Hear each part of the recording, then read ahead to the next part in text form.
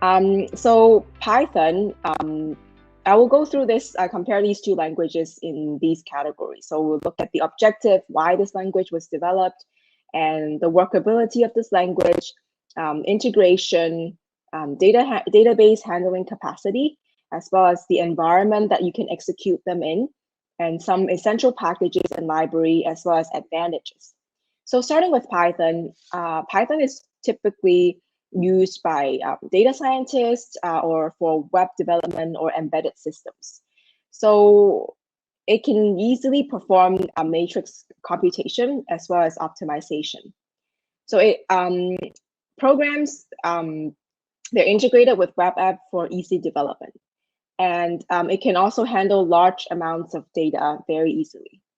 And you can execute this language in many different environments, including Jupyter Notebook, which I'll do the demonstration in today.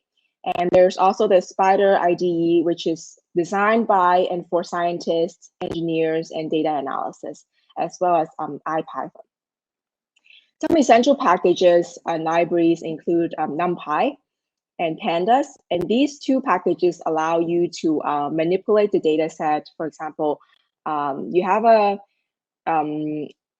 CSV file with all your data in it. So these two packages will allow you to manipulate the data, for example, do some calculations, create a new column based on these other columns, right? And then you have like SciPy, scikit-learn, and TensorFlow that do more like statistics and machine learning or even deep learning applications. And advantages of using Python is that it has a lot of functionalities that actually go beyond data analysis and statistical modeling. Like I said earlier, you can do a lot of machine learning and deep learning with it as well. And it is also easy to learn. And so on the other hand, for R, it is actually built for data analysis and statistical modeling. It also consists of many easy to use packages. It typically locally run programs. And so it poses problem for handling larger data sets.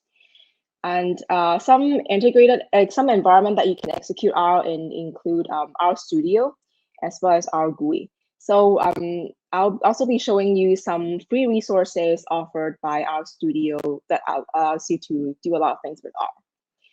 And some essential packages like ggplot2, Tidyverse, and Caret.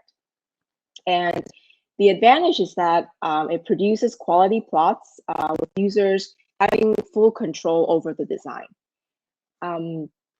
So you can see like R might be a more scientific language compared to Python, but then both can be used depending, both can be used, and it really depends on your use case and what you're looking for. Typically, Python is a bit easier to learn and start with.